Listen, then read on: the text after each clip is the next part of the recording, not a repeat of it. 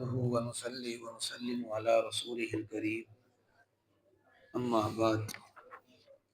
بسم اللہ الرحمن الرحیم۔ ان بزرگوں اور بھائیوں اور دوستوں، آج کا درس انتہائی اہم ہے۔ یہ یومیہ یا ہر رمضان میں پوچھے جانے والا مسئلہ ہے۔ یہ سنن ابن ماجہ ہے، حدیث نمبر 1671 ہے، جلد نمبر 1 ہے۔ حضرت ابو ہریرہ رضی اللہ تعالی عنہ روایت فرماتے ہیں کہ اللہ کے محبوب علیہ السلام کے پاس ایک شخص آیا، ایک آدمی آیا۔ اس نے آ کر کہا، یا رسول اللہ، میں تو برباد ہو گیا، ہلاکت میں چلا گیا۔ آپ نے فرمایا، کس چیز نے تجھے ہلاکت میں ڈال دیا، بات تو بتاؤ۔ اس آدمی نے کہا، یا رسول اللہ، میں نے تو روزے کی حالت میں اپنے بیوی کے ساتھ جماع کر لی ہے، ملاقات کر لی ہے، اب میرے لیے تو حل نکالو اس کا۔ اللہ کے محبوب علیہ السلام نے فرمایا، ایک غلام آزاد کر۔ اس نے کہا، یا رسول اللہ، میں تو اس کی طاقت ہی نہیں رکھتا، میں کیسے غلام آزاد کروں؟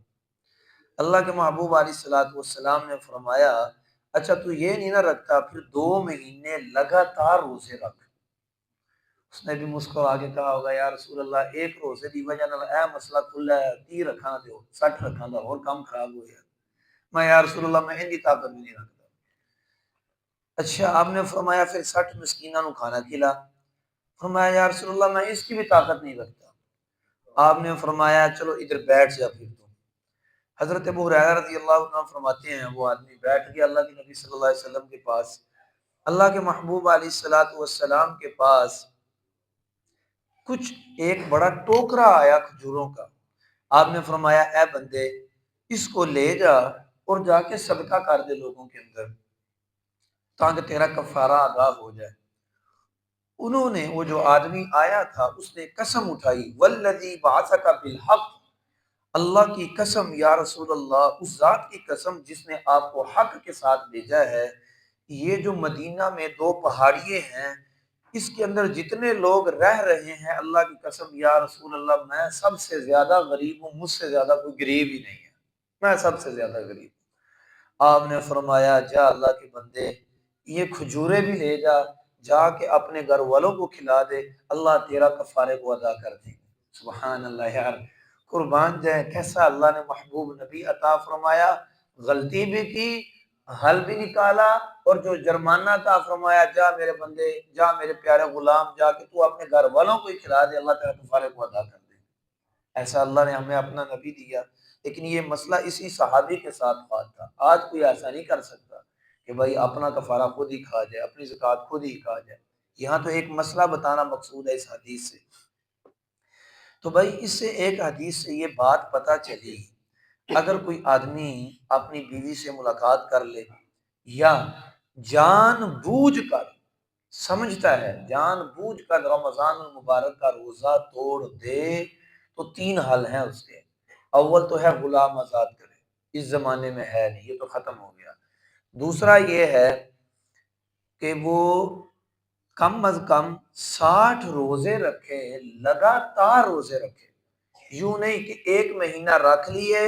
اور درمیان میں پھر 1 دن چھوڑ دیا، 1 دن بھی چھوڑ دیا پھر شروع سے رکھے، 1 سے گنتی شروع کرے۔ حدیث کے بھی الفاظ ہیں متتابعین، لگاتار، تاکہ اسے پتہ چلے کہ اللہ کے احکامات کو جان بوجھ کے اس طرح مذاق اٹھانا کوئی معمولی چیز ہے۔ عورت کا مسئلہ علیحدہ ہے، اس کا ایک شرعی عذر بھی ہے، سب حضرات سمجھتے ہیں، بتانے کی ضرورت نہیں، وہ اور مسئلہ ہے۔ البتہ مرد کے لیے یہی ہے کہ لگاتار روزے رکھے بے ترتیب کے ساتھ، اگر درمیان میں عید آ گئی پھر شروع سے کاؤنٹنگ شروع کرے، 1 سے ان مہینوں میں رکھے جن میں عید نہیں ہے، تاکہ یہ پورے 60 روزے پورے کر سکے۔ اور تیسرا حل یہ ہے کہ 60 مسکینوں کو کھانا کھلائے، یہ حل ہے، اس کے علاوہ اور حل کوئی نہیں۔ تو لہذا بھائی رمضان مبارک کے روزے کو توڑنا یہ انتہائی گناہ تو ہے ہی صحیح، گناہ تو ہے، یہ طے شدہ ہے، لیکن ساتھ ساتھ سزا بھی بہت سخت ہے، تو اس سے احتیاط کرنا۔ پھر یہاں ایک اور مسئلہ، رمضان المبارک کے روزے کے فدیے کا مسئلہ آیا کہ اگر ایک آدمی روزہ نہیں رکھ سکتا، پہلے تو یہ بات سمجھے تندرست آدمی چھوٹی موٹی بیماری ہو، بخار ہو، یا سارے روزے نہیں رکھ سکا رمضان میں، کچھ بیماری تھی، بعد میں وہ رکھ سکتا ہے، صحت بھی ہے، تو بھائی وہ روزے ہی رکھے گا، وہ فدیہ نہیں دے سکتا۔ یوں کوئی نہ سمجھے چلو یار میں روزے نہیں رکھ رہا، آخر تک کسی کو 4-5 ہزار دے کے جان چھڑا لوں گا، یہ کچھ بھی نہیں ہونے والا۔ وَعَلَى الَّذِينَ يُطِيقُونَهُ فِدْيَةٌ طَعَامُ مِسْكِين، پہلے یہ حکم تھا اللہ کا، قرآن میں موجود ہے کہ جو روزہ رکھنے کی طاقت بھی رکھتا ہو وہ دوسرے نہ رکھے روزہ، ایک مسکین کو کھانا کھلا دے۔ بعد میں یہ حکم ختم ہو گیا، اب واضح ہے، اب تو یہی ہے فَمَنْ شَهِدَ مِنْكُمُ الشَّهْرَ فَلْيَصُمْ، جو رمضان المبارک کا مہینہ پائے وہ روزے رکھے، یہ قرآن میں حکم ہے، تو لہٰذا یہ روزہ ہی رکھے گا، اس کے لیے کوئی حل نہیں ہے دوسرا۔ البتہ ایسا شخص جو انتہائی بوڑھا ہو گیا ہے یا ایسی بیماری ہے کہ تندرست ہونے کی دوبارہ امید ہی نہیں، ڈاکٹر بھی کہہ رہے ہیں کہ اب کوئی امید نہیں، یہ بیمار ہے، اب یہ قبر میں جائے گا، زندہ نہیں رہتا، ایسے شخص کے لیے رمضان المبارک کے روزوں کا فدیہ دینا جائز ہے، اور وہ فدیہ کتنا ہے؟ وہ فدیہ صدقۃ الفطر کے برابر ہے، یعنی ایک دن کا جو ہم فطرانہ دیتے ہیں نا، جیسے گندم کا 250 ہے، تو ایک روزے کا فدیہ 250 روپے ہے، 250 کو 30 سے ضرب دے دو، تقریباً 7500 روپے بنیں گے، 7500 روپے 30 روزوں کا فدیہ ہے، ایک روزے کا فدیہ گویا کہ 250 روپے ہے، اور جو کے اعتبار سے دینا تو سیدھا حساب 30,000 روپے، اور کھجور کے حساب سے دینا تو 60,000 روپے، کشمش کے حساب سے دینا تو اور ہے پھر، اور اسی طریقے سے یہاں یہ بھی مسئلہ آ جانا چاہیے، فدیے کا ہے وہ بھی نماز کا مسئلہ، ایک آدمی ہے بوڑھا تھا، بیمار ہو گیا، یہاں یہ بات ذہن میں رکھیں، ایک آدمی بیمار ہوا، اس حالت میں پہنچ گیا کہ مرنے کے قریب پہنچ گیا، پھر اللہ نے اسے دوبارہ صحت دے دی، تو وہ بھی فدیہ نہیں دے گا،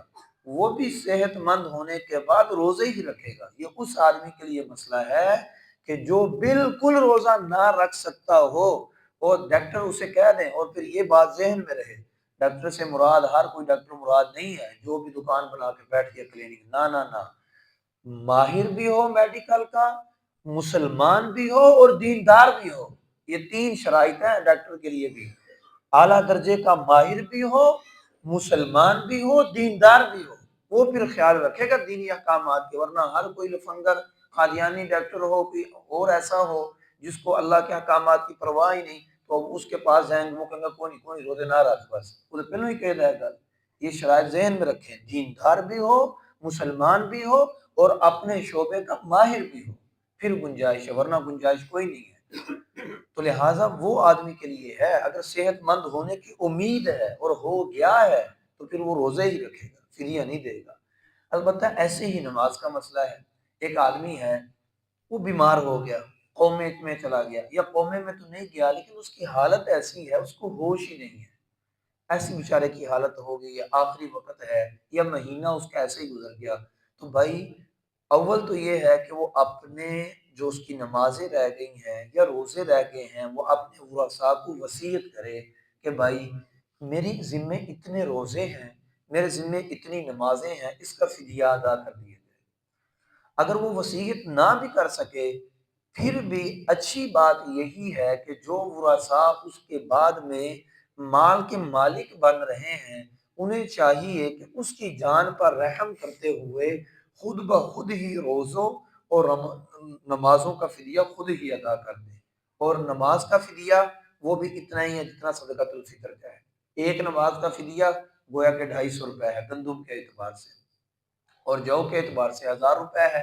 لیکن فدیہ 5 نمازوں کا نہیں دیں گے، فدیہ 6 نمازوں کا دیں گے، صبح ایک دن میں 6 نمازوں کا دیں گے، وہ ایسے کہ وتر کی نماز یہ واجب ہے، فرض کے قریب قریب ہے، اس کی چھوٹ نہیں ہے،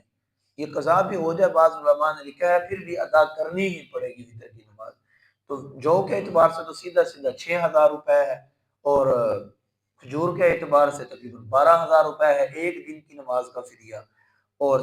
گندم کے اعتبار سے 250 روپے ہے، اس کے حساب سے فدیہ دے دیا جائے، تو یہ بھائی فدیے کے احکامات تھے، لہٰذا اس بارے میں بھی ہمارے پاس ساتھی لاپرواہی برتتے ہیں، ایسا ہونا نہیں چاہیے، جس کے روزے رہ گئے ہوں، یا والد صاحب بوڑھا ہے نہیں رکھ پا رہا، ان کی طرف سے فدیہ ادا کر دیا جائے تاکہ اللہ کی ذات عالی اس کے حال پر بھی رحم فرمائے۔ اللہ سے دعا ہے کہ اللہ کی ذات عالی ہمیں عمل کی توفیق نصیب فرمائے۔